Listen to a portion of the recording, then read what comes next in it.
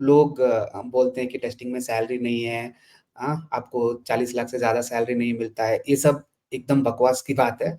Cricket कोई भी खेल सकता है ना? हम भी खेल सकते हैं, आप भी खेल सकते हैं, विराट कोहली भी खेल सकते हैं। बट तनख्वाह सबको सेम नहीं मिल सकता है। तो ये नहीं पता कि लोगों को क्या खुशी मिलती है सॉफ्टवेयर टेस्टिंग को मारने पे।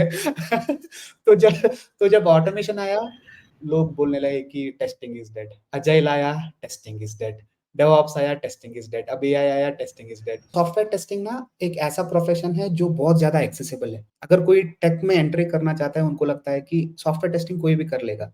एक फ्रेशर है और अगर उसको सॉफ्टवेयर टेस्टिंग में आना है तो कैसे आ सकता है, क्योंकि कंपनीज तो आजकल एक्सपीरियंस मांग रही है और फ्रेशर्स के बाद तो एक्सपीरियंस होगा नहीं, करेक्ट? स्ट्रेट फॉरवर्ड सी बात है कि एसडेट्स आर गेटिंग हायर सैलरी। आपने ये अपने करियर में एक्सपीरियंस किया है क्या कि क्यूए की ओपनिंग्स कम हो जाती है जब आपको 10 से ज़्यादा साल का एक्सपीरियंस हो जाता है तभी? आज के ज़माने में तो अगर आपको जॉब चाहिए तो आपको ऑटोमेशन सीखना ही पड़ेगा। आजकल ऐसे देखने में आया है कि क्यूए से ज़्यादा कोडिंग एक्सपेक्टेशन होता है कि क्यूए को कोडिंग बहुत अच्छे से आना चाहिए। तो आजकल ऐसा हो गया कि क्यूए को कोडिंग तो आता है लेकिन बेसिक टेस्टिंग नहीं आता है। तो आपको बहुत क्या सही लगता है बात। उसके बारे में? देखो, जब आप एक जॉब ओपनिंग जॉब के लिए कॉल करते हो, आपके पास हज़ारों एंट्रीज़ आ सकते हैं। तो आपको एक एलिमिनेटर राउंड रहेगा, है ना? तो यूजुअली क्या होता है, ये कोडिंग राउंड एलिमिनेटर राउंड हो जाता है, जहाँ पे you lose 80% of the people. तो वहाँ पे आप शायद अ, अच्छे-अच्छे टेस्टर्स को भी लूज़ कर रहे हो इन दैट कोडिंग राउंड। तो don't use coding round as an eliminator, but do have coding round if you have the needs. But testing skills पे मैं बोलूँगा ज़्यादा फ़ोकस करना चाहिए। तो आप जब आपके टीम में अप्रेज़ल आता है तो आप कैसे डिसाइड करते हो कि किसको प्रमोशन देना है और कितना हाइक देना है? और कुछ हद तक क्या हो रहा है आजकल, काफ़ी सारे ट्रेनिंग इंस्टीट्यूट्स बन गए हैं, जो मास में सॉफ्टवेयर टेस्टर्स को प्रोड्यूस कर रहे हैं, और the quality of the candidates that are coming out is very mediocre. तो मैं जब हायर करता हूँ, तो मैं देखता हूँ कि बहुत ज़्यादा स्ट्रगल है even to find one good QA engineer, वो हालत हो गया है। क्योंकि आपने ऐसा इंडिविजुअल कंट्रीब्यूटर भी काम किया है कि आप सिर्फ़ आपका हुँ। काम करते थे और आप मैनेजर का भी काम करते हो। तो आपको क्या लगता है दोनों में से ज़्यादा हेक्टिक कौन-सा काम है? कि आपको क्या लगता है क्यूए को ज़्यादा सैलरी नहीं मिलता और रिस्पेक्ट भी नहीं मिलता? अफ़सोस की बात है, अनफॉर्च्यूनेटली कुछ हद तक ये बात सही है। हेलो दोस्तों, मेरा नाम है सिद्धार्थ राठौड़ और मेरे यूट्यूब चैनल में आपका स्वागत है। आज के जो हमारे गेस्ट हैं, उनका नाम है प्रशांत, जिनको मोर देन 11 इयर्स का एक्सपीरियंस है सॉफ्टवेयर टेस्टिंग में और एक इंजीनियरिंग मैनेजर है क्यूए में। तो आज के इस पॉडकास्ट में हम लोग बहुत कुछ चीज़ें डिस्कस करेंगे, जैसे कि एक क्यूए को कितनी सैलरी मिल सकती है, फिर ये अपने टीम में कैसे डिसाइड करते हैं कि कितना हाइक देना है और किसको प्रमोशन देना है, फिर आप इंटरव्यूज़ कैसे क्रैक कर सकते हो, क्या सॉफ्टवेयर टेस्टिंग डेड है? तो सबसे पहले हम लोग प्रशांत के इंट्रोडक्शन से स्टार्ट करते हैं। तो over to you Prashant. Thank you so much Siddharth. बहुत-बहुत धन्यवाद, आपने मुझे अपने पॉडकास्ट में इनवाइट किया। Thank you so much, thanks for having me. तो मुझे अभी 11 साल एक्सपीरियंस है सॉफ्टवेयर टेस्टिंग फील्ड में। मैंने अपना करियर स्टार्ट किया एज़ अ गेम टेस्टर। बचपन से मुझे गेम्स खेलने का बहुत आदत था। मैं काफ़ी टाइम्स क्लासेस बंक करके ये आईटी सेंटर्स में जाके गेम्स खेलता था, लाइक काउंटर स्ट्राइक। तो ये ओवर द इयर्स थोड़ा एडिक्शन भी बन गया, ये मेरे मार्क्स के ऊपर इम्पैक्ट भी हुए बिकॉज़ ऑफ दिस। तो क्या हुआ, अपने ग्रेजुएशन के बाद मैंने एक सॉफ्टवेयर टेस्टिंग कोर्स की। मेरे पास एक्सपर्टीज़ तो था ही, of gaming and knowledge of gaming मेरे पास तो था ही। तो क्या हुआ, ये unique blend of gaming skills knowledge plus software testing knowledge helped me to secure a game testing job. तो मेरा फर्स्ट जॉब था गेम टेस्टिंग। मैंने लगभग 6 महीने गेम टेस्टिंग की। मैंने काफ़ी सारे गेम्स टेस्ट किए, लाइक नारुतो, वन पीस, ये सब एनिमे गेम्स है, काफ़ी एक्साइटिंग टाइम्स था, और बहुत कुछ सीखने को मिला मिला मुझे मेरे फर्स्ट जॉब में। बट मुझे रियलाइज़ हुआ कि अगर मुझे ग्रो करना है सॉफ्टवेयर टेस्टिंग में, तो मुझे गेम टेस्टिंग से और आगे बढ़ना चाहिए, क्योंकि एक चीज़ था कि वहाँ पे मुझे उतना जॉब सिक्योरिटी और स्टेबिलिटी नहीं था, और तनख्वाह भी बहुत कम थी, तो मुझे स्विच करना था। सो उस टाइम पे मोबाइल ऐप टेस्टिंग काफ़ी हॉट था, so I learn mobile app testing, और मैंने उसके बाद स्टार्टअप्स में काम करना स्टार्ट किया एज़ मोबाइल ऐप टेस्टर। तो मैंने काफ़ी सारे स्टार्टअप्स में काम किया। फॉर्च्यूनेटली क्या हुआ, मेरे अर्ली करियर में मुझे अपॉर्च्युनिटी मिला बहुत क्लोज़ली वर्क करने में with my leaders, with my CTOs. तो उन्होंने मेरा काम देख लिया, वो काफ़ी इम्प्रेस हुए मेरे काम से। तो मुझे अपने करियर में बहुत जल्दी क्यूए लीड, एक लीडरशिप पोज़ीशन में जाने का मौका मिला। तो मैं अपने आप को एक एम्पैथेटिक लीडर बोलता हूँ। मुझे खुशी मिलती है, संतृप्ति मिलती है दूसरों को हेल्प करने में, दूसरों की सफलता में मुझे खुशी मिलती है। तो मैंने काफ़ी सारे टेस्टर्स को हेल्प किया to get into testing and find their first job. तो मैं सोचने लगा कि मैं और ज़्यादा टेस्टर्स को कैसे रीच कर सकता हूँ। तो तब मैंने लिखना स्टार्ट किया, मैंने ब्लॉगिंग स्टार्ट किया तब। तो आज तक मैंने 50 प्लस ब्लॉग्स लिखे हैं on software testing and I have published it on various websites, blogs, newsletters, magazines. तो इससे इससे मुझे और ज़्यादा रीच मिला, थोड़ा रेपुटेशन मिला, लोग पहचानने लगे।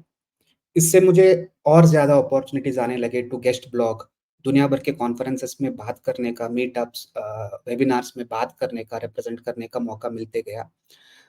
और इससे एक रेपुटेशन और क्रेडिबिलिटी बिल्ड हुई as a leader in software testing space.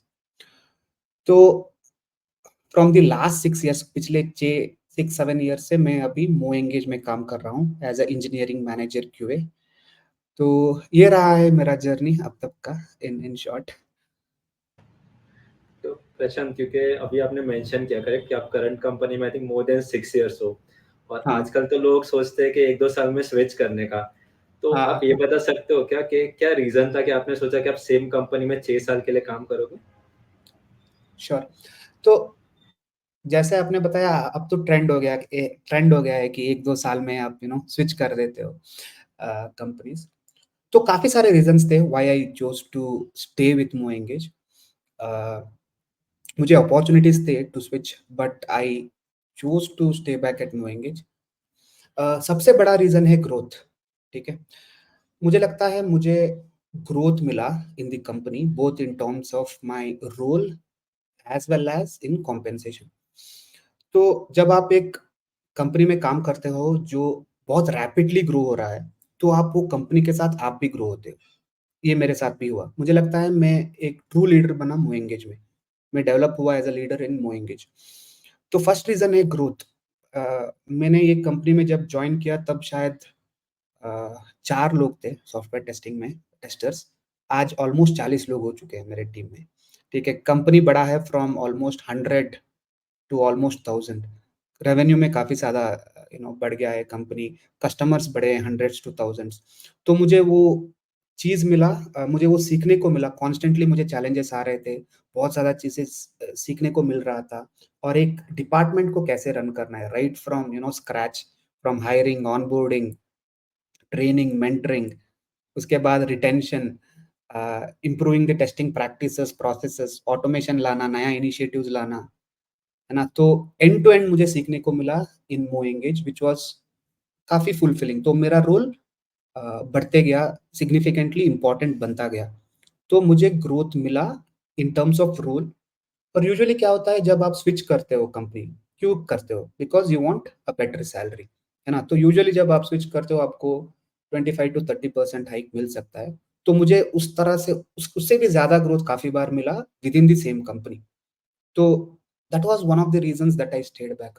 दूसरा है स्टेबिलिटी। तो पिछले कई सालों से आपने देखा है मार्केट ऊपर-नीचे रहता है, कोविड हुआ, है ना? तो काफ़ी सारे ले-ऑफ्स हुए बट मोएंगेज में वो साइकोलॉजिकल सेफ्टी है कि आपको वो ले-ऑफ्स नहीं होगा। तो लीडरशिप वो ट्रस्ट डेवलप किया है ताकि लोगों को वो फ़ियर ना हो ले-ऑफ्स का। तो वो स्टेबिलिटी है और उससे ज़्यादा इम्पोर्टेंट है कि मुझे बहुत खुशी मिलती है जो काम मैं करता हूँ। I love what I do because MoEngage ना is a customer engagement platform. Basically ये क्या करता है, it helps customers to retain their customers, to engage their customers. तो क्या होता है जो काम हम करते हैं उससे कस्टमर्स को फ़ायदा होता है, कस्टमर्स ग्रो होते हैं, उनका क्लाइंट्स को एंगेज कर पाते हैं through push notifications, emails, SMS. तो हर दिन मोएंगेज millions, even in fact billions of notification भेजता है अपने सर्वर से। तो आप वो स्केल के बारे में सोच सकते हो। तो अगर हमने कुछ गड़बड़ किया, तो आप सोच सकते हो इम्पैक्ट क्या हो सकता है। तो जॉब काफ़ी ज़्यादा फुलफिलिंग है, चैलेंजिंग है, सीखने को मिल रहा है। उसके ऊपर सबसे इम्पोर्टेंट चीज़ मेरे लिए है एक क्रिएटिव फ्रीडम। ठीक है, जो जो भी कंपनी में आप रहते हो, आपको एक क्रिएटिव फ्रीडम होना चाहिए, वो ऑटोनॉमी बोल सकते हैं। तो लीडरशिप क्या करता है, मेरे ऊपर बहुत ज़्यादा ट्रस्ट है लीडरशिप।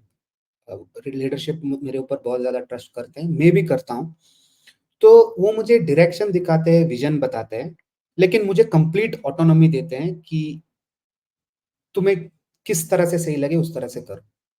वो ओपननेस है, फ्लेक्सिबिलिटी है टू एक्सपेरिमेंट, नया चीज़ ट्राई करने के लिए वो फ्रीडम है, जो आपको काफ़ी जगहों में शायद नहीं मिलेगा, है ना?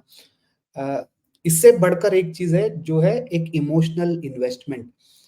इस टीम को मैंने ग्रो किया है फ्रॉम स्टार्ट, तो वो एक बहुत ज़्यादा स्ट्रॉन्ग बॉन्ड है मुझे अपने टीम के साथ, विच इज़ बियॉन्ड एक रेगुलर कलीग के साथ जो बॉन्ड रहता है, उससे ज़्यादा मीनिंगफुल रिलेशनशिप्स है मेरे टीम के साथ मेरा। तो काफ़ी सारी चीज़ें हैं, like it has a great culture, अच्छा अच्छा पर्क्स है, बेनिफिट्स है, कंसिस्टेंटली मोएंगेज को a great place to work for का ऑनर भी मिला है। तो because of all these reasons, I continue to stay at MoEngage. Okay. Prashant, आपको क्या लगता है फिर लोगों को एक ही कंपनी में रहना चाहिए कि नहीं स्विच कर लेना चाहिए? तो ये डिपेंड करता है फ्रॉम पर्सन टू पर्सन। पहले आपको ये सोचना चाहिए कि आपको चाहिए क्या, ठीक है? कुछ लोगों को इम्पोर्टेंस रहता है अबाउट वर्क फ्रॉम होम या that that flexibility to work. कुछ लोगों को रहता है अपना सैलरी या अपना ग्रोथ। तो आपको ये सब कंसिडर कर लेना चाहिए कि आपको एक्चुअली कंपनी से क्या एक्सपेक्टेशन है। उसके हिसाब से आपको डिसाइड करना है कि आपको एक कंपनी में लॉन्ग टर्म रहना है या शॉर्ट टर्म। मैंने भी देखा है कि काफ़ी कंपनीज़ में क्या होता है, जो पीपल जो शिप जंप करते हैं, the people who jump ships they are rewarded, और जो लोग लॉयल रहते हैं उनको रिस्पेक्ट और इवन टू से उनको उनको वो रिस्पेक्ट और एप्रिसिएशन नहीं मिलता है डिस्पाइट बीइंग लॉयल, है ना? वो हम काफ़ी कंपनीज़ में देखते हैं। तो अब आप आपको ये करना है कि अपने आप से पूछना है कि am I growing in this company? मेरा क्या करियर पाथ है इस कंपनी में? मैं किस हद तक ग्रो कर सकता हूँ इन दिस कंपनी? है ना? आपको ये सोचना चाहिए कि आपका वर्क लाइफ बैलेंस कैसा है कंपनी में?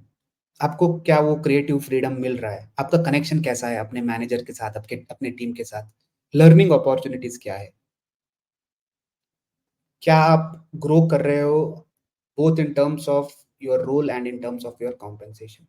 तो इन सारे फैक्टर्स को लेके I think you will have to make a decision कि आपको एक कंपनी में लॉन्ग टर्म स्टे करना है या आपको स्विच करना करेक्ट। और ये सबके लिए अलग होगा, शायद ऐसा होगा कि मेरे को ज़्यादा सैलरी चाहिए रहेगा, लेकिन आपको अच्छा कल्चर चाहिए रहेगा, अच्छा एनवायरनमेंट चाहिए रहेगा। तो सबका पर्सपेक्टिव के हिसाब से फिर डिसाइड करना पड़ेगा कि मेरे को रहना है कि मूव करना है। है। Definitely, definitely. तो प्रशांत, आपने अभी बोला कि क्यूए को इतना सैलरी नहीं मिलता, इतना रिस्पेक्ट नहीं मिलता, तो उसी पे मेरा नेक्स्ट क्वेश्चन है कि आपको क्या लगता है क्यूए को ज़्यादा सैलरी नहीं मिलता और रिस्पेक्ट भी नहीं मिलता? अफ़सोस की बात है, अनफॉर्च्यूनेटली कुछ हद तक ये बात सही है, ठीक है? It's not universally true, but कुछ हद तक ये बात एक्चुअली ट्रू है। अगर आप देखते हो कि ये ऐसा क्यों है? Why is this state of affairs currently? मुझे लगता है सॉफ्टवेयर टेस्टिंग ना इज़ एक ऐसा फील्ड है which is highly misunderstood field है। हर दिन, आज भी मैं हर दिन फाइट करता हूँ against so many misconceptions, so many myths. Problem ये है कि जो बिज़नेस लीडर्स होते हैं, जो इंजीनियरिंग लीडर्स होते हैं, जो डिसाइड करते हैं काफ़ी सारी चीज़ें फॉर द एंटायर ऑर्गनाइज़ेशन, उन्होंने अध्ययन नहीं किया है टेस्टिंग का। वो जानते नहीं है टेस्टिंग के बारे में बहुत ज़्यादा, और वी एज़ टेस्टर्स मुझे लगता है हम मिज़रेबली फेल हुए हैं to educate our stakeholders about the value that we add. Forget engineering leaders, खुद टेस्टर्स को, काफ़ी टेस्टर्स को पता नहीं रहता है कि उनका एक्चुअल रोल क्या है, सॉफ्टवेयर टेस्टिंग क्या है, उसका उनका गोल क्या है। सिर्फ सीमित रख लेते हैं to write test cases and to execute test cases. तो वैल्यू दिखता नहीं है कंपनीज को। और सॉफ्टवेयर टेस्टिंग ना एक ऐसा प्रोफेशन है जो बहुत ज़्यादा एक्सेसिबल है। अगर कोई टेक में एंट्री करना चाहता है, उनको लगता है कि सॉफ्टवेयर टेस्टिंग कोई भी कर लेगा, तो it becomes very easy for people to claim that they are testers. और कुछ हद तक क्या हो रहा है आजकल, काफी सारे ट्रेनिंग इंस्टीट्यूट्स बन गए हैं जो मास में सॉफ्टवेयर टेस्टर्स को प्रोड्यूस कर रहे हैं, और the quality of the candidates that are coming out is very mediocre. तो मैं जब हायर करता हूँ तो मैं देखता हूँ कि बहुत ज्यादा स्ट्रगल है even to find one good QA engineer, वो हालत हो गया है। तो इन सब चीजों से मुझे लगता है कहीं ना कहीं ये स्टॉक प्राइस ऑफ टेस्टर्स थोड़ा नीचे हो गया है। But it is not universally true. जहाँ कहीं पे भी टेस्टर्स ने अपना वैल्यू दिखाया है, जहाँ कहीं पे भी स्टेक होल्डर्स को वैल्यू दिखा है टेस्टर्स पे, वहाँ पे रिस्पेक्ट भी मिला है, अच्छा सैलरी भी मिला है compare to even developers. But मुझे लगता है अब ये टाइम आ गया है कि we as testers show that value to our stakeholders की देखिए, क्रिकेट कोई भी खेल सकता है ना, हम भी खेल सकते हैं, आप भी खेल सकते हैं, विराट कोहली भी खेल सकता है, बट तनख्वाह सबको सेम नहीं मिल सकता है। If you are a there is he is a professional cricketer, similarly professional testers bring that value, है ना। तो उसको डेमोन्स्ट्रेट करना बहुत इंपॉर्टेंट है, और कहीं ना कहीं हमें इस ककून से बाहर आना है। हमें सिर्फ अपने आप को ये ट्रेडिशनल टेस्टिंग एक्टिविटीज जो हुआ, टेस्ट केस सोर्स हुआ या सिर्फ ऑटोमेट करना, इतना तक सीमित नहीं रखना है। हर एक कंपनी में काफी सारे चैलेंजेस होते हैं, ठीक है, उस उनको आइडेंटिफाई करना है और उनको सॉल्व करना है, weather it is at your team level, engineering level और एट द बिजनेस लेवल।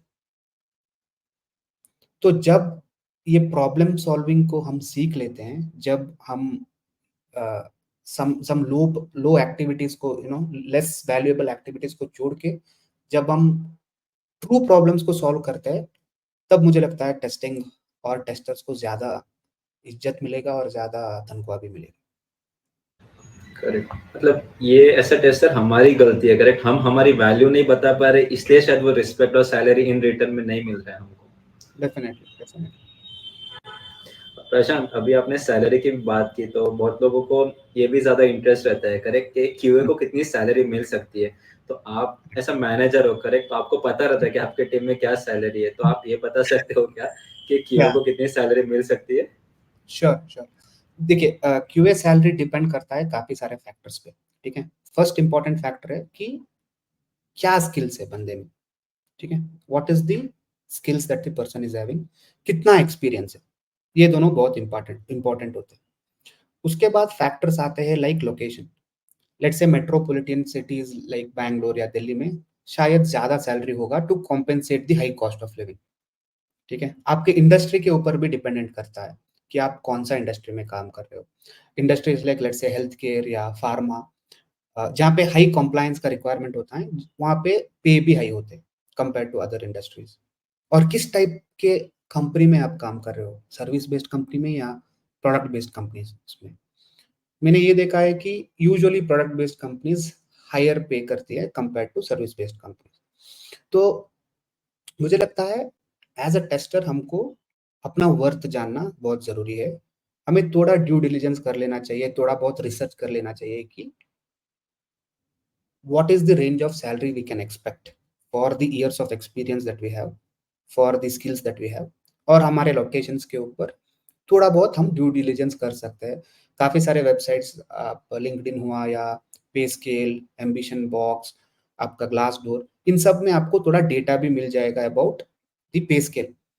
काफी सारे टेस्टिंग रिपोर्ट्स भी आते हैं, उसमें भी आपको एक अंदाजा लगा सकते हैं आप कि आपको कितना सैलरी मिलना चाहिए based on all this factors. तो एक बॉल पार्क नंबर अगर मुझे देना है तो मैं बोलूंगा कि if you are starting in let's say service based company, so आप एक्सपेक्ट कर सकते हो 3.5 लाख से most of the times start होता है, and go even up to let's say 10 lakh तक भी जा सकता है। अगर आप प्रोडक्ट बेस्ड कंपनीज में स्टार्ट करते हो तो you may get a higher salary, but the demand is also higher, the expectations, the skills are also required is also higher. कहीं ना कहीं आपको 6 लाख से इवन 12 लाख तक भी एज अ स्टार्टिंग मिल सकता है। इससे ज्यादा भी मिला है लोगों को। अगर आपके पास प्रोग्रामिंग स्किल्स है, आपके पास ऑटोमेशन स्किल्स है, तो people have even started with 20 lakhs. So it completely depends on company to company and the skills and what value you can offer to the company.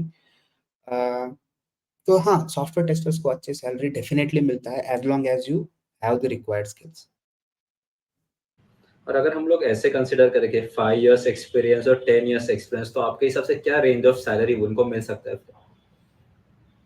Again वही वही मैं बोल सकता हूँ कि इट डिपेंड्स ऑन कि उनका स्किल्स क्या है. अगर माने एक 5 years एक्सपीरियंस आ रहा है मेरे टीम में, तो ये एक ये चीज होती है कि हम देखते हैं उसका करंट पैकेज क्या है, उसका करंट सीटीसी क्या है, उसके हिसाब से उसको इंक्रीमेंट मिलेगा. ठीक है. अ, लेकिन लेट्स से अगर एक क्यूए लीड है होगा, अगर एक प्रोडक्ट बेस्ड कंपनीज में, जो at least let's say 8 to 10 years किया होगा, उसको इजीली अराउंड 20 से 30 lakhs तक मिल सकता है, provided he has all the top notch skills, at least in Bangalore. तो तो as I said, if you have the right skills, मुझे लगता है कि आपको सैलरी प्रॉब्लम नहीं होगी टेस्टिंग में. लोग बोलते हैं कि टेस्टिंग में सैलरी नहीं है, आपको 40 लाख से ज़्यादा सैलरी नहीं मिलता है. ये सब एकदम बकवास की बात है. As long as you have the skills, as long as you can solve business problems, as long as you are updating with the market, uh, there is no stopping. प्रशांत, आजकल ऐसे देखने में आया है कि क्यूए से ज्यादा कोडिंग एक्सपेक्टेशन होता है कि क्यूए को कोडिंग बहुत अच्छे से आना चाहिए. तो आजकल ऐसा हो गया कि क्यूए को कोडिंग तो आता है लेकिन बेसिक टेस्टिंग नहीं आता है. तो आपको बहुत क्या सही लगता है बात उसके बारे में? आपने बहुत सही बोला. अ, ये इसलिए हो रहा है क्योंकि अ, देखो, मार्केट में the perceived value of automation knowledge is higher. क्या लगता है बिजनेस लीडर्स को और इंजीनियरिंग लीडर्स को कि शायद जो जिस बंदे के पास ऑटोमेशन स्किल्स है, वो शायद ज्यादा वैल्यू ऐड कर पाएगा. वो उनका थॉट प्रोसेस है. ठीक है. तो इसके कारण क्या करने लगे लोग, टेस्टिंग फंडामेंटल्स भूल गए, उसको स्टडी ही नहीं किया. उनको लगा कि टेस्टिंग में क्या ही है. ठीक है, कुछ 3-4 डेफिनेशंस रट ली, उसके बाद कुछ हैंड्स ऑन टेस्टिंग किया, उसके बाद उन्हें लगा इतना ही है testing, the next level is मैंने ऑटोमेशन सीख लिया. अनफॉर्चुनेटली इसीलिए आप देख सकते हो आजकल की जो लोग अपने आप को एसडेट्स बोलते हैं, ऑटोमेशन इंजीनियर्स बोलते हैं. I am not talking about everyone, but majority लोग, उनका टेस्टिंग फंडामेंटल्स काफी अप टू द मार्क नहीं रहता है. वो टेस्टिंग करना ही नहीं चाहते. उनको सिर्फ ऑटोमेशन करना है, उनको सिर्फ कोड करना है, उनको सच में प्रॉब्लम सॉल्व करना है ही नहीं, उनको सिर्फ ऑटोमेशन करना है. दूसरे साइड में आप देखते हो लोग who are skilled exploratory testers, लेकिन उनके पास प्रोग्रामिंग और ऑटोमेशन का नॉलेज थोड़ा कम रहता है. वो काफी वैल्यू भी प्रोवाइड करते हैं, लेकिन वो उतना अच्छा तनख्वाह नहीं ले पाते क्योंकि the perceived value of automation is higher. तो इसलिए मुझे लगता है कहीं ना कहीं मार्केट के डिमांड के हिसाब से लोग सॉफ्टवेयर टेस्टिंग फंडामेंटल्स, जो टेस्ट डिजाइन हुआ, बग एडवोकेसी हुई, या नेगोशिएटिंग विद स्टेक होल्डर्स, काफी सारे जो फंडामेंटल्स रहते हैं, उनको ओवरलुक कर लेते हैं और दे रन आफ्टर ऑटोमेशन. मुझे लगता है we have to develop holistically as a tester.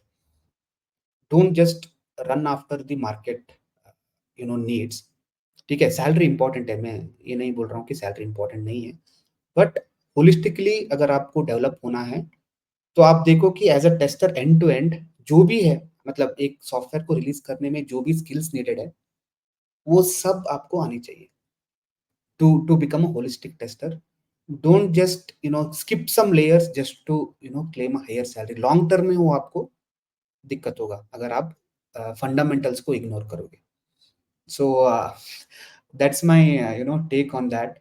But काफी सारे ऑटोमेशन इंजीनियर्स भी है जो जिनका फंडामेंटल स्ट्रांग है. तो ऐसा नहीं है कि सारे ऑटोमेशन इंजीनियर्स ये करते हैं, बट हाँ, ये सही बात है कुछ हद तक.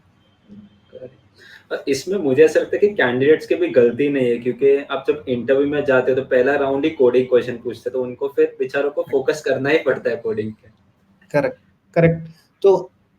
तो मैंने क्या किया इसके लिए, आई थिंक अभी ये बदलाव आनी चाहिए, क्योंकि कंपनीज को ज्यादा एम्फोसिस कोडिंग के ऊपर नहीं देना है. रैदर देन, अगर आप टेस्टर्स को हायर कर रहे हो, तो आपको टेस्टिंग फंडामेंटल्स और टेस्टिंग के ऊपर फोकस करना है। मैं ये नहीं कह रहा हूँ कि कोडिंग राउंड नहीं होनी चाहिए, कोडिंग राउंड हो सकता है, but that should not be an eliminator. देखो, जब आप एक जॉब ओपनिंग जॉब के लिए कॉल करते हो, आपके पास हजारों एंट्रीज आ सकते हैं, तो आपको एक एलिमिनेटर राउंड रहेगा, है ना। तो यूजुअली क्या होता है, ये कोडिंग राउंड एलिमिनेटर राउंड हो जाता है, जहाँ पे you lose 80% of the people. तो वहां पे आप शायद अच्छे अच्छे टेस्टर्स को भी लूज कर रहे हो इन दैट कोडिंग राउंड। तो don't use coding round as an eliminator, but do have coding round if you have the needs. But testing skills पे मैं बोलूंगा ज्यादा फोकस करना चाहिए। तो ये बदलाव आनी चाहिए। तो मैंने मोएंगेज में क्या किया है, we have revamped the way we interview testers. मैंने एक ब्लॉग लिखा है, how do we interview testers in MoEngage. तो हमने क्या किया है, अ, अगर आप मोएंगेज में अप्लाई करते हो तो आपको कोई भी सॉफ्टवेयर टेस्टिंग डेफिनेशंस नहीं पूछा जाएगा, ठीक है। आपको एक रियल एप्लीकेशन दिया जाएगा और आपको हम बोलेंगे इसको टेस्ट करो।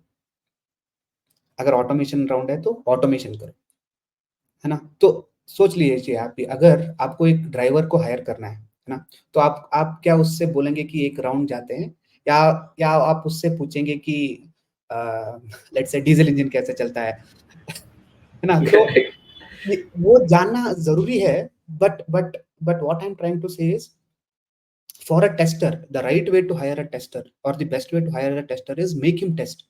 तो मैं क्या करता हूँ, एक बगी एप्लीकेशन देता हूँ विच इज इंटेंशनली बगी, और हम उसको बोलते हैं you tell your thoughts aloud. तो I hear them out about their testing process, testing mindset, and we ask them to explore the application। typical exploratory testing जो होता है, we ask them explore the application, understand the application without any requirements, find bugs parallelly। तो उसके basis में हम एक decision में आते हैं कि whether this person can test. Similar procedure for automation rounds as well. तो मुझे लगता है कहीं ना कहीं टेस्टिंग लीडर्स और हायरिंग मैनेजर्स को अब ये बदलाव लाना चाहिए कि हमें ये ओल्ड स्कूल हायरिंग मेथड से थोड़ा रियलिस्टिक हैंड्स ऑन टेस्टिंग पे ध्यान देना चाहिए, so that we can hire testers and do justice to the hiring instead of just focusing on coding round। और प्रश्न, आपने अभी इंटरव्यू की बात की, तो आप जब इंटरव्यू लेते हो तो आप क्या देखते हो क्यूए में और फिर सोचते हो कि हाँ, अगर इसमें ये स्किल्स है तो मैं इसको हायर कर लूंगा? हाँ, तो मेरे लिए बहुत ज़्यादा इंपॉर्टेंट चीज़ है क्रिटिकल थिंकिंग। तो जैसे मैंने बोला, जब मैं एक एप्लीकेशन देता हूँ, मैं इवैल्यूएट करता हूँ कि किस तरह का केसेस ये सोच सकता है, किस तरह के सिनेरियोस ये सोच सकता है, एज केसेस। क्रिटिकल थिंकिंग कैसा है, बग फाइंडिंग एबिलिटीज कैसा है, क्वेश्चनिंग कैसा है। तो जब आपके पास रिक्वायरमेंट नहीं होता तो कितना क्वेश्चंस पूछता है ना, कितना उसका एटीट्यूड कैसा है, कॉन्फिडेंस कैसा है। छोटे छोटे चीज़ें जैसे अ, अगर मैं क्लूज देता हूँ तो कितना जल्दी पिकअप कर लेता है, लर्निंग एबिलिटी क्या है, क्या ये ट्रेनेबल है, इजिली ट्रेन कर सकते हैं। अ, ये भी देखते हैं कि जो भी हमारा रिक्वायरमेंट्स है, let's say for a role, let's say हम एक एपीआई टेस्टिंग पोजीशन के लिए हायर कर रहे हैं, तो देखते हैं कि उसके पास क्या एपीआई टेस्टिंग स्किल्स है। तो हम क्या करते हैं, यूजुअली एक प्रॉब्लम देते हैं सॉल्व करने को लोगों को।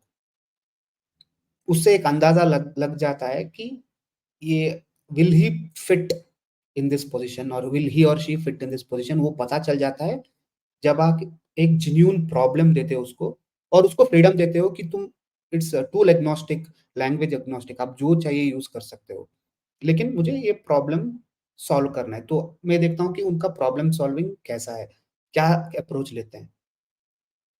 तो काफी ज्यादा एम्फोसिस बिहेवियरल एस्पेक्ट्स में भी होता है, एटीट्यूड में, कल्चरल फिट में, उसके अलावा टेस्टिंग स्किल्स पे। सो इसके हिसाब से एक डिसीजन लेते हैं। बट कभी कभी ना मेरे लिए क्या लगता है, स्किल्स से ज्यादा the ability to learn, the ability to cope up, learn quickly, वो भी काफी हद तक डिसीजन मेकर बनता है कि whether we hire a person. Correct, ये आपने बहुत अच्छा बोला, क्योंकि आजकल इतने सारे ऑटोमेशन भी है। करेक्ट, वेब की बात करते हैं, एपीआई, मोबाइल, और एक बंदे को सब नहीं आ सकता, लेकिन अगर वो सीख सही बात। सकता है तो हम लोग फिर उसको हायर कर सकते हैं। लर्नेबिलिटी एक एस्पेक्ट है जिस पे एम्फोसिस देना चाहिए कि अगर देखो आज आज तो इतना सारा रिसोर्सेस है, एआई का जमाना है, लोग सीख के कर सकते हैं। तो कभी कभी मैं इंटरव्यूज में I let them even use internet as long as you can come up with the solution. तो एटलीस्ट आपको पता चल जाएगा कि ये कितना एफर्ट कर सकता है, उसका लॉजिक कैसा है, थॉट प्रोसेस कैसा है। तो करेक्ट। और इसमें भी मैंने बहुत सारा देखा है कि हम जब बोलते हैं कि गूगल यूज कर सकते हैं तो लोगों को ये भी नहीं आता कि हम लोग गूगल कैसे यूज कर सकते हैं इंटरव्यू में। करेक्ट, करेक्ट, वो भी चीज है। तो प्रश्न नॉर्मली फिर हम लोग ये इंटरव्यू के प्रोसेस के बारे में बात कर रहे हैं तो आप ये भी देखते हो क्या कि एक बंदा सर्टिफाइड है तो मैं उसको हायर कर लूंगा?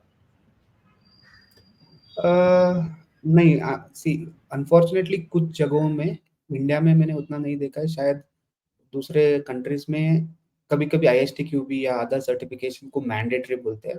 मुझे तो पर्सनली उतना वैल्यू नहीं दिखता है इन इन परस्यूइंग सर्टिफिकेशंस, रैदर मैं स्किल्स देखता हूँ रैदर देन सर्टिफिकेशन। सर्टिफिकेशंस आपको शायद कुछ नॉलेज गैप अगर आपको है तो वो फिल करने में थोड़ा बहुत मदद कर सकता है, but but beyond that I don't see too much of value in pursuing certifications, क्योंकि एक सर्टिफिकेशन आपको ये नहीं बोल सकता वेदर, ये गारंटी नहीं दे सकता कि अ tester is a good tester, है ना? ये सिर्फ इतना बोल सकता है कि इसने एक टेस्ट पास किया है ना? तो इसलिए मुझे लगता है people should start pursuing real skills rather than pursuing certifications. Correct. तो सर्टिफिकेशन और सिर्फ एक ऐड ऑन हो ऐड ऑन हो सकता है, और इंटरव्यूज जब मैं इंटरव्यू करता हूँ, लेट्स से एक सर्टिफाइड वर्सेस नॉन सर्टिफाइड, मुझे उतना ज्यादा फर्क नहीं दिखता, टू बी ऑनेस्ट। तो ये गारंटी में नहीं बोल सकते कि अगर ये सर्टिफाइड है तो ये एक स्किल टेस्टर है, ये हम कभी नहीं बोल सकते। करेक्ट। प्रशांत, क्योंकि अभी आप एक मैनेजर है और क्योंकि अभी आप एक मैनेजर हो और आप मैनेज करते रहोगे, करेक्ट, टीम। तो आप जब आपके टीम में अप्रेजल आता है तो आप कैसे डिसाइड करते हो कि किसको प्रमोशन देना है और कितना हाइक देना है? ये this is a very challenging job actually, क्योंकि सब लोग अच्छे अप्रेजल्स एक्सपेक्ट करते हैं, सब लोग उनको प्रमोशन एक्सपेक्ट करते हैं। सो मैनेजर्स के लिए ये काफी चैलेंजिंग टास्क होता है to decide whom to promote और whom to give good salaries. तो यूजुअली ऐसा होता है कि at the start of the year हम लोग गोल सेट करते हैं। ओके, वी डिसाइड कि एक विजन रहता है कि हमें यहाँ से यहाँ पहुंचना है, और उसके ऊपर से उसके हिसाब से हम एक गोल सेट करते हैं हर एक प्रोफेशनल को कि दीज आर योर गोल्स। ठीक है, तो एक एस्पेक्ट होता है कि the progress towards that goal, वो गोल्स मीट हुए कि नहीं, वो एक एस्पेक्ट रहता है when you are considering for promotion और appraisal. This is part one. Part two होता है एक 360 डिग्री काइंड ऑफ फीडबैक रहता है, जहाँ पे हम लोग फीडबैक लेते हैं from let's say the people they are working with, वो पीयर टेस्टर्स हुए, डेवलपर्स हुए, ईएम्स और डिजाइनर्स, और हमारा खुद का एक परसेप्शन रहता है, ओपिनियन रहता है। तो तो यूजुअली जब आप मैनेजर हो तो आपको ये भी आना चाहिए कि आप दूसरों का फीडबैक कैसे लो। डेवलपर्स हमेशा अच्छा फीडबैक नहीं देंगे शायद क्यूए के बारे में, but you should know how to use that feedback also. ठीक है, तो आप फीडबैक कलेक्ट करेंगे, अपना एक ओपिनियन रहेगा, थोड़ा बहुत डेटा भी देखते हैं। ठीक है, मैं थोड़ा बहुत डेटा भी यूज करता हूँ अबाउट उन्होंने कितना रिलीजेस पे काम किया है, कितना इश्यूज या इंसिडेंट्स आए हैं उस रिलीज में, कितना बग्स रेज किए हैं, उन्होंने क्या क्या इनिशिएटिव्स लिया है, कितना ऑटोमेशन कवरेज किया है, उनका गोल्स कितने हद तक कंप्लीट हुए हैं। तो ये सब इनपुट से हम लोग डिसाइड करते हैं कि whether this person is ready for a promotion. और एक्सपीरियंस भी एक मैटर होता है कि the person who is contesting for promotion, क्या उसका इनफ टेन्योर है कंपनी में कितना साल बिता चुका है। और रिकमेंडेशंस, अगर हम ये भी देखते हैं कि अगर कोई रिकमेंडेशंस या टेस्टिमोनियल्स मिल जाए from people who would want them to want them to be promoted, ये भी देखते हैं, टेन्योर देखते हैं, एक्सपीरियंस देखते हैं, उनका बिहेवियरल एस्पेक्ट्स देखते हैं कि एक अगर आपको एक लीडर बनना है, यूजुअली क्या होता है, एक आईसी जो अच्छा करता है उसको हम बोल देते हैं "हाँ, तुम लीड हो", तो वो काफी बार वर्क नहीं करता है, क्योंकि बिहेवियरल एस्पेक्ट्स या पीपल साइड ऑफ थिंग्स भी एक्सेल होना चाहिए, नॉट जस्ट आईसी।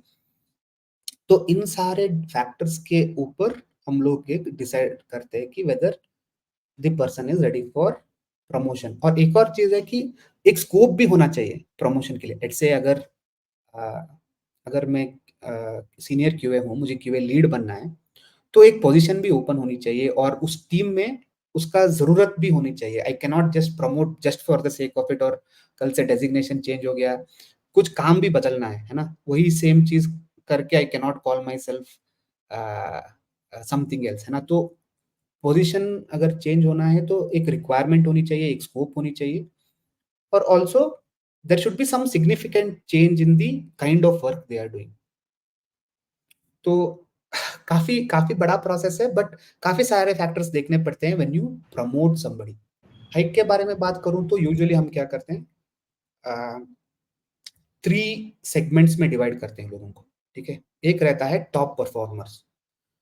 तो यूजुअली क्या होता है, around 18 to 20% of your people fall in this bucket of top talent, जिनको आप खोना नहीं चाहते।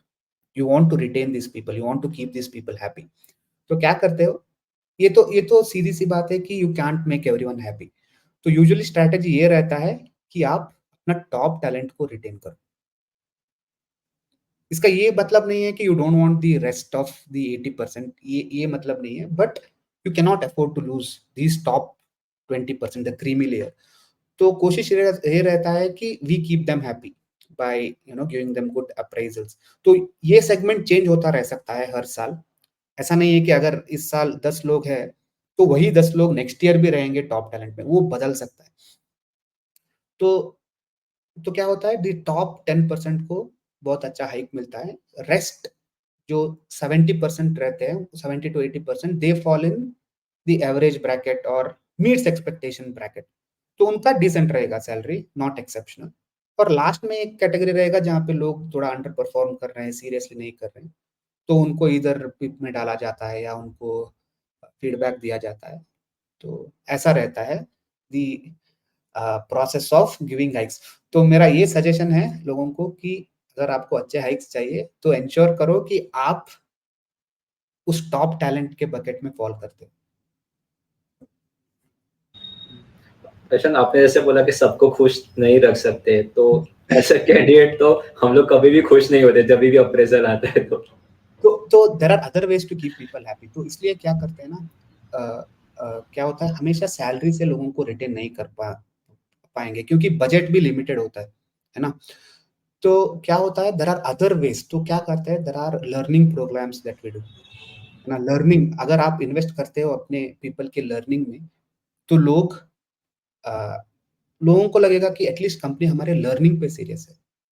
उनको अदर बेनिफिट्स दे सकते हैं, इक्विटी दे सकते हैं, ईसॉप्स दे सकते हैं, ईएसपीपी दे सकते हैं, अ, एक अच्छा कल्चर बना के रख सकते हैं। तो there are also other ways how you can keep the rest of this 80% happy.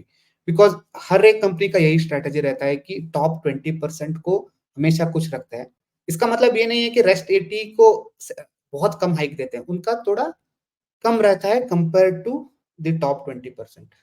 तो लेकिन अदर स्ट्रेटजीज यूज करते हैं so that there are other ways to engage and keep people happy apart from appraisal और the hikes. Correct. Prashant, मुझे एक बात बताओ, एक फ्रेशर है और अगर उसको सॉफ्टवेयर टेस्टिंग में आना है तो कैसे आ सकता है? क्योंकि कंपनीज तो आजकल एक्सपीरियंस मांग रही है और फ्रेशर्स के बाद तो एक्सपीरियंस होगा नहीं, करेक्ट? हाँ, सही बात है। I totally empathise with them, क्योंकि मैंने भी जॉब ढूंढा है बैंगलोर आके, ठीक है। मेरा कोई कैंपस नहीं हुआ था, तो I completely empathize with them कि क्या क्या कैसा लगता होगा, क्योंकि हर एक कंपनी पूछती है कि दे वांट एक्सपीरियंस्ड फोक्स, है ना। तो easiest way to get into a company is campus recruitment, that is for sure. अगर वो नहीं हुआ तो how do you get into companies is the question.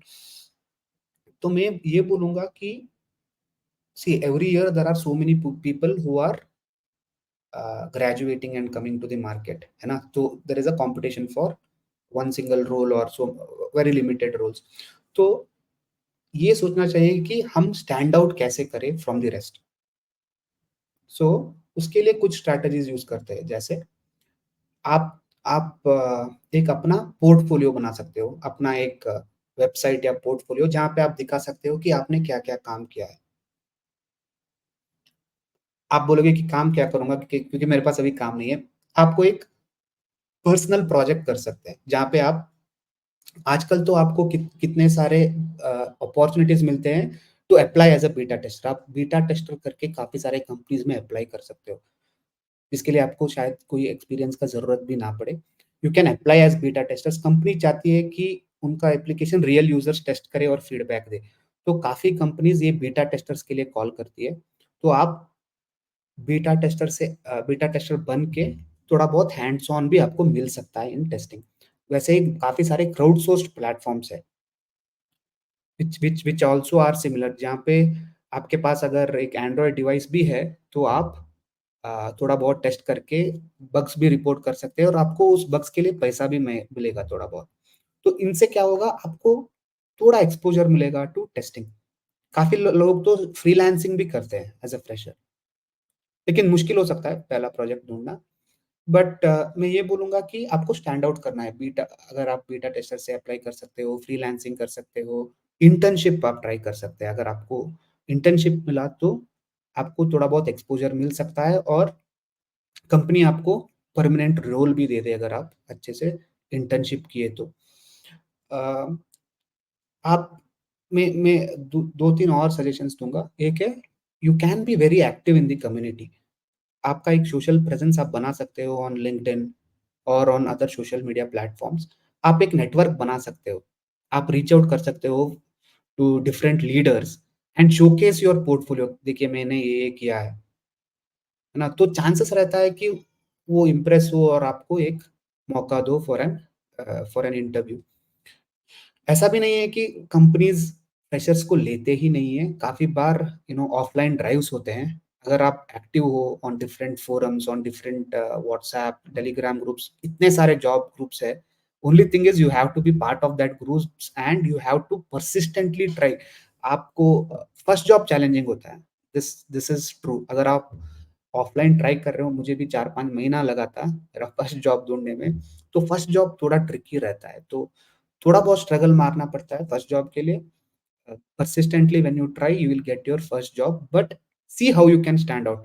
क्या आप क्या आप डिफरेंटली अपना सीवी बना सकते हैं। मैंने एक अपना विजुअल सीवी बनाया था, जिससे मैं थोड़ा हाइलाइट हुआ और मुझे चांस भी मिला for an interview. So see how you can stand out from the rest. ठीक है? तो इंटर्नशिप हुआ या beta testing, freelancing, applying continuously to offline drives, being part of the community. आप मीटअप्स में जा सकते हो, आप कॉन्फ्रेंसेस में जा सकते हो, वहाँ पे लोगों को मिल सकते हो, बोल सकते हो, अपना अपना लर्निंग्स के बारे में बोल सकते हो। जब आप मीटअप्स और कॉन्फ्रेंस जाते हो, आपको सीखने का मौका भी मिलता है, लोगों से मिलने का मौका भी मिलता है। कहीं न कहीं आपको जॉब मिलने का चांसेस बढ़ जाते हैं। So these are some of the ways how you can increase your chances of getting hired as a fresher without even having some experience. अरे हाँ, मतलब इनिशियली थोड़ा एफर्ट डालना पड़ेगा, लेकिन फिर फर्स्ट Yes. जॉब मिल गया फिर तो आप एक्सपीरियंस फिर डाल तो के आपको फिर मिल जाएगा। हाँ, after 2-3 years it's a very sweet spot. आपको तो बहुत ज़्यादा इज़िली मिल जाएँगे ओपनिंग्स। तो सिर्फ वो फर्स्ट जॉब थोड़ा ट्रिकी रहता है, उसके बाद uh, that it's a sweet spot after. अच्छा, नॉर्मली आज के टाइम में आपको क्या लगता है कि हम लोग मैनुअल टेस्टिंग में रह सकते हैं कि नहीं, ऑटोमेशन तो सीखना ही पड़ेगा? अ, आज के ज़माने में तो अगर आपको जॉब चाहिए तो आपको ऑटोमेशन सीखना ही पड़ेगा, क्योंकि अगर आप जाके देखोगे कोई भी अ कोई भी अगर आप एक जॉब डिस्क्रिप्शन देखोगे, तो उसमें ऑटोमेशन तो रहेगा है ना? तो जैसे मैंने बोला, the perceived value of automation is higher in the eyes of the leaders, in the eyes of a, engineering and business leaders. तो कहीं न कहीं उनको लगता है कि अ, वैल्यू बढ़ जाएगी बाय हायरिंग ऑटोमेशन इंजीनियर्स। देखिए बिज़नेसेस को क्या चाहिए, 2 चीज़ चाहिए, एक है स्पीड, एक है क्वालिटी। तो कहीं न कहीं ऑटोमेशन इंजीनियर्स स्पीड अप कर सकते हैं the rate at which the software can be released. Quality के बाद डिबेटेबल है whether we can achieve high quality just with automation, but कहीं ना कहीं स्पीड बढ़ सकता है। तो इसलिए market value of automation engineers are higher. तो ऑटोमेशन सीखना कहीं ना कहीं इम्पोर्टेंट बन गया। ठीक है। तो आई वुड से ऑटोमेशन सीखना इम्पोर्टेंट हो चुका है, बट रैदर मैं ये बोलता हूँ कि मैनुअल और ऑटोमेशन से अलावा, जैसे मैंने बोला, वो होलिस्टिक ग्रोथ होना चाहिए टेस्टर को। आपको एंड टू एंड जो भी चाहिए टू रिलीज अ सॉफ्टवेयर और help release a software with high quality, वो सीख लेना चाहिए, है ना। तो स्ट्रेट फॉरवर्ड सी बात है कि एसडेट्स आर गेटिंग हायर सैलरी। तो मुझे इसमें एक ये कहानी याद आता है ऑफ अ कोबरा इफेक्ट। ठीक है। तो क्या हुआ था, जब ब्रिटिश थे इंडिया में, काफी पुराना स्टोरी है, तब क्या हुआ था, काफी ज्यादा ज्यादा ये बढ़ चुका था, द नंबर ऑफ पाइथन्स, और not Python, the number of cobras had increase. तो उन्होंने क्या बोला कि अगर कोई भी हमें कोबरा ले आके देता है मार के, तो हम उसको रिवॉर्ड करेंगे। They wanted to get rid of the cobras. तो इससे क्या हुआ, लोग ब्रीड करना स्टार्ट कर दिए कोबरास को, पालने लग गए सांपों को। ठीक है। इससे सांपों का संख्या और ज्यादा बढ़ गया। तब जब ब्रिटिशों को ये समझ में आया कि ऐसा हो रहा है, तो उन्होंने बोला कि नहीं नहीं, हम रिवॉर्ड नहीं करेंगे आपसे। तो लोगों ने क्या कर दिया, उन सारे सांपों को फिर से छोड़ दिया। Problem only increased. तो ये एसडेट रोल है ना, इसको माइक्रोसॉफ्ट ने किया था इंट्रोड्यूस लॉन्ग बैक। उनको लगा कि डेवलपमेंट डेवलपर्स करेंगे और एसडेट टेस्टिंग रिलेटेड एक्टिविटीज करेंगे, स्पेशली ऑटोमेशन। तो क्या हुआ, एसडेट्स कहीं ना कहीं ओवर फोकस्ड हो गए on automation. They they forgot the testing fundamentals and exploratory side of testing. और डेवलपर्स क्या हुए, they became over reliant on testers. तो वो भी टेस्टिंग, उनका टेस्टिंग का स्किल रिड्यूस होते गया। तो तब माइक्रोसॉफ्ट ने क्या किया, उन्होंने एसडेट रोल को बंद किया। उन्होंने बोला एसडेट्स नहीं, अब they are trying something like, they just have software developers now, और वो software developer is in charge of developing testing. तो डेवलपर टेस्टिंग पे अब वो ट्राई कर रहे हैं, let's see how that goes. But market अभी भी वो एसडेट माइंडसेट में है। They are still in that SDET mindset. ये कोबरा इफेक्ट के बारे में मैंने जो बात किया, मुझे लगता है कहीं ना कहीं वैसा हो गया है। करेक्ट, मतलब बेसिक टेस्टिंग ही भूल गए, जिसके लिए हम लोग को हायर किया था वो नहीं कर रहे, बाकी सब कर रहे। हाँ, वो हो गया है अभी। तो मैं बोलूंगा, instead of looking at it as manual and automation, अगर आप मोएंगेज के टेस्टर्स के बारे में बात करते हैं, तो we expect them to do exploratory testing, we expect them to do automation. जो भी प्रोडक्ट के नीड्स है, प्रोजेक्ट के नीड्स है, weather it is security testing हुआ, परफॉर्मेंस टेस्टिंग हुआ, यूजर एक्सपीरियंस हुआ, इवन हम इस हद तक जाते हैं कि इवन डॉक्यूमेंट्स को भी हम लोग वेरीफाई करते हैं, स्टैटिक टेस्टिंग भी करते हैं। तो मैं बोलता हूँ, instead of looking at it as manual and automation, develop the skills which will help you to grow holistically as a tester. तो वो मेरा सजेशन रहेगा। प्रशांत, आपने अभी स्किल्स के बारे में बात की, तो आपको क्या लगता है क्यूए में क्या स्किल्स होनी चाहिए? तो apart from programming and automation, मुझे लगता है कहीं ना कहीं ये ऑटोमेशन टूल सीख ले रहे हैं लोग, लेकिन प्रोग्रामिंग लैंग्वेजेस की प्रोफिशिएंसी उतना नहीं है। तो आई वुड से प्रोग्रामिंग लैंग्वेज एक अच्छी से आना चाहिए सॉफ्टवेयर टेस्टर को। But apart from programming and automation tools knowledge, मैं 3 चीजें सजेस्ट करूंगा। तो नंबर 1 है एआई। तो आपको तो पता ही है, एआई का तो अभी काफी ज्यादा ट्रेंड चल रहा है। तो अगर आप ऑलरेडी एक्सपेरिमेंट नहीं कर रहे हो, तो आई वुड सजेस्ट कि आप एक्सपेरिमेंट करो of how you can leverage AI in your day to day testing to improve your efficiency. Whether it is आपको टेस्ट केसेस जनरेट करना हो, या उसको रिव्यू करना हो, या ऑप्टिमाइज करना हो, टेस्ट स्क्रिप्ट लिखना, उसको रिव्यू करना, ऑप्टिमाइज करना, टेस्ट डेटा जनरेशन, काफी सारे यूज केसेस है where you can leverage AI. तो आई वुड हाईली सजेस्ट कि आप थोड़ा एआई एलएलएम्स के बारे में सीखो, और एक्सपेरिमेंट करो कि आप कैसे इसको यूज कर सकते हो अपने डे टू डे टेस्टिंग में टू इम्प्रूव एफिशिएंसी। तो नंबर 2 स्किल है एपीआई टेस्टिंग एंड ऑटोमेशन। तो एपीआई टेस्टिंग तो नया स्किल नहीं है ना, काफी सालों से है एपीआई टेस्टिंग। लेकिन क्या हुआ है, over the period of time, API अभी, एपीआई पावर बिजनेसेस। एपीआई क्या हुआ है, जब मोनोलिथ से सारे सिस्टम्स जब माइक्रो सर्विसेज बने तो माइक्रो सर्विसेज कम्युनिकेट करते हैं वाया एपीआईज। तो एपीआईज का एपीआई टेस्टिंग का रेलेवेंस बढ़ गया है। और बेसिकली ये एक बिल्डिंग ब्लॉक हो चुका है ऑफ एवरी सिस्टम। तो अभी हाई टाइम है कि हम एपीआई टेस्टिंग सीखे। Not just API testing is just beyond testing for 200 और just looking at the response times और just the schema end to end, है ना। तो हम कैसे करते हैं, हमारा अगर आप ऑटोमेशन स्ट्रेटेजी के बारे में बात करते हो मोएंगेज में, majority of our tests are at the API level. तो एपीआई टेस्टिंग मतलब हम एक end to end business logic test करते हैं बाय चेनिंग एपीआईज। यहाँ पे of course response codes verify होते हैं, परफॉर्मेंस वेरीफाई होता है, स्कीमा कॉन्ट्रैक्ट वेरीफाई होता है, सिक्योरिटी वेरीफाई होता है, एंड टू एंड जो लॉजिक है बिजनेस केस है वो हो रहा है कि नहीं वो भी देखते हैं। तो ये सब होता है यूआई लेयर स्किप करके, तो आपका ऑटोमेशन भी काफी रिलायबल हो जाता है when you automate it at N API level.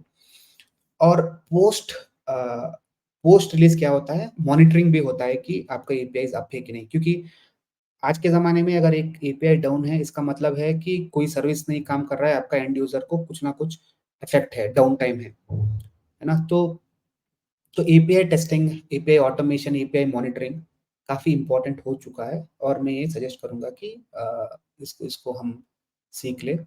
और फाइनल चीज़ है यूज़र एक्सपीरियंस टेस्टिंग। ठीक है, क्या होता है आजकल ना, यूज़र्स एक्सपेक्टेशन बहुत ज़्यादा है। आज यूज़र्स को सिर्फ प्रोडक्ट्स नहीं चाहिए जो सिर्फ काम करते हैं। What we expect is users को ये चाहिए कि उनको एक अच्छा एक्सपीरियंस मिले। People are not just happy with working apps, हमें एक अच्छा एक्सपीरियंस भी एक्सपेक्ट करते हैं during during when we use the app. तो आज यूएक्स डिसाइड करता है कि एक कंपनी सक्सेसफुल होता है कि नहीं होता है। मुझे लगता है कहीं ना कहीं एज टेस्टर्स हम एक यूनिक पोजीशन पे है जहां पे हम एक एप्लीकेशन के यूएक्स को इवेलुएट कर पाए, क्योंकि हमारा सुपर पावर है कि हम अपने आप को यूजर शूज में डाल सकते हैं, है ना। हम यूजर पर्सपेक्टिव से थिंक कर सकते हैं। तो हम कहीं ना कहीं कंपनीज को टॉप नॉच यूजर एक्सपीरियंस बनाने में हेल्प कर सकते हैं, जो करेंटली काफी लोग नहीं कर रहे। तो मुझे लगता है थोड़ा बहुत हमें यूजर एक्सपीरियंस के बारे में सीख लेना चाहिए, यूजर एक्सपीरियंस ह्यूरिस्टिक्स के बारे में और फ्रेमवर्क्स के बारे में जान लेना चाहिए, और हमारे कंपनीज को अच्छे यूएक्स प्रोडक्ट्स विद अच्छे यूएक्स बनाने में मदद करना चाहिए। सो ये मेरा टॉप 3 है apart from programming and automation.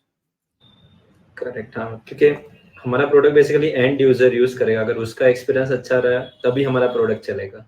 हाँ, क्योंकि क्योंकि आजकल लोगों का एक्सपेक्टेशन स्काई हाई है। मतलब अगर आपका ऐप जस्ट काम करता है that is not enough. Meeting expectation से काम नहीं चलेगा, exceed expectations is what people want, correct, है ना।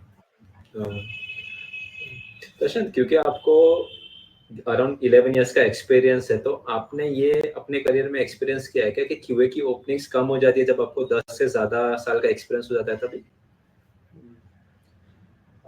ये एक मिथ है। मुझे लगता है कि अपॉर्चुनिटीज बढ़ ही जाते हैं, क्योंकि जब आप 10 साल के एक्सपीरियंस आपको हो जाता है तब आपके पास बहुत ज़्यादा एक्सपीरियंसेस और इंसाइट्स होते हैं।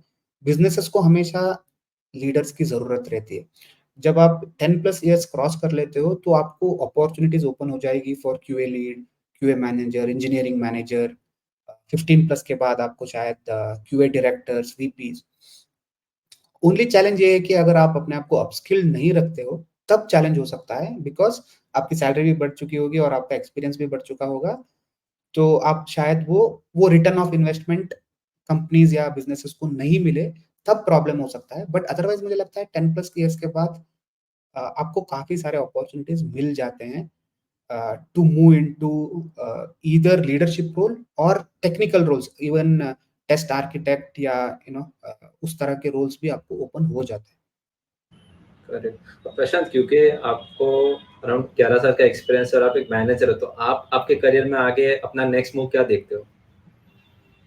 तो कहीं ना कहीं मुझे ये लगता है कि क्या होता है स्टार्टअप्स में ना, आप जब रहते हो तो आप एक लेवल ऊपर का काम एक लेवल नीचे ही कर लेते हो, क्योंकि दो फॉर्मली डेजिग्नेशन वो नहीं रहता है, you tend to do much more than what you are suppose to और what you are expected to.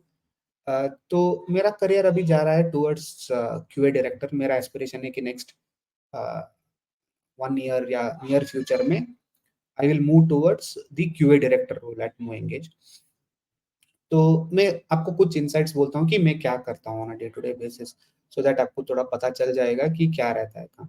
तो मेरा जॉब ये है कि मैं लीड करता हूँ, मैनेज, मेंटर, सपोर्ट। मैं एक सेट ऑफ क्यूए लीड्स के साथ और ऑटोमेशन लीड्स के साथ काम करता हूँ और उनको एक टेक्निकल क्या बोलते हैं, एक टेक्निकल लीडरशिप प्रोवाइड करता हूँ to this set of people.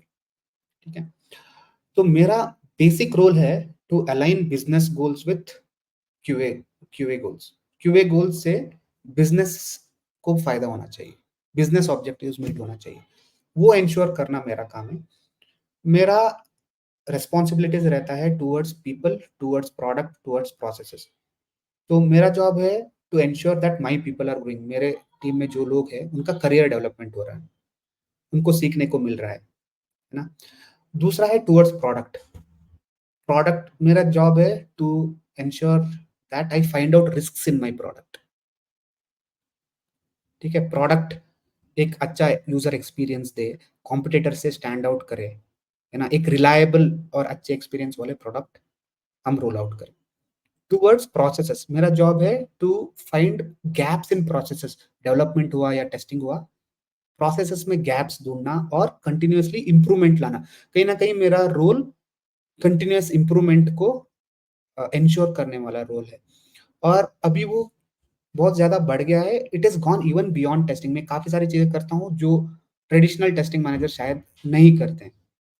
ठीक है, तो फॉर एग्जांपल अगर आपको मैं बोलूँ तो कंपनी का हर एक जब इंसिडेंट होता है तो वो एसएलएस को वो आरसीएस को लाना या कस्टमर बग्स को एनालाइज करना या डेटा को एनालाइज करके वो इनसाइट्स को लीडरशिप को प्रेजेंट करना, ताकि हमें कुछ पैटर्न्स मिलते हैं हमेशा कि कहाँ पे प्रॉब्लम हो रहा है, क्या हम इम्प्रूव कर सकते हैं। तो मैं काफ़ी सारे डिपार्टमेंट से बात करता हूँ, प्रोडक्ट हुआ, इंजीनियरिंग हुआ, सपोर्ट हुआ, इवन सीएसएम्स हुए। तो I interact with so many different departments to ensure there is high quality product that is being rolled out. तो मेरा रिस्पॉन्सिबिलिटीज बढ़ते जा रही है, टेस्टिंग के बियॉन्ड भी अब चले गए हैं। इट्स मोर अबाउट, मैंने जैसे आपको पहले बोला था, it's about solving problems for the business at the end. That's what is important to grow. मतलब मैनेजर को भी काम करना पड़ता है, नहीं तो हम लोग को लगता है कि हम लोग हाँ मैनेजर बन जाएंगे और फिर काम करवाएंगे।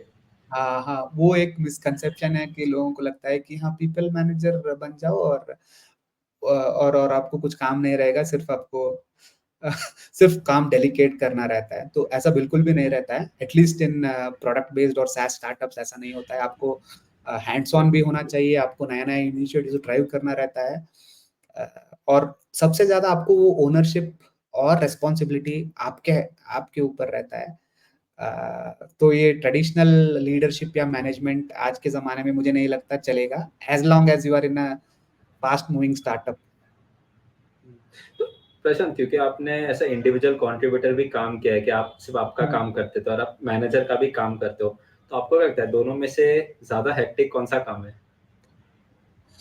डेफिनिटली मैनेजर के रोल ही बहुत ज़्यादा हेक्टिक है, क्योंकि देखो आईसी में क्या होता है, आपका वेरी लिमिटेड स्कोप होता है। जब आप एक एक प्रोडक्ट के स्मॉल आपका जो काम है, it is very limited to the task और job that is assigned to you. लेकिन जब आप एक मैनेजर होते हो तो एक हज़ार चीज़ें होती हैं जिसके ऊपर आपको आँख रखनी पड़ती है। सक्सेस और failure depends completely on the decision that the managers do. तो रिस्पॉन्सिबिलिटीज़ भी ज़्यादा रहती है, टास्क भी ज़्यादा रहता है।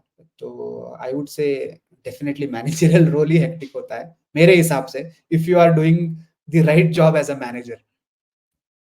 करेक्ट। प्रशांत, नॉर्मली अभी आपको क्या लगता है, क्या सॉफ्टवेयर टेस्टिंग डेड है? मुझे नहीं लगता सॉफ्टवेयर टेस्टिंग डेड है।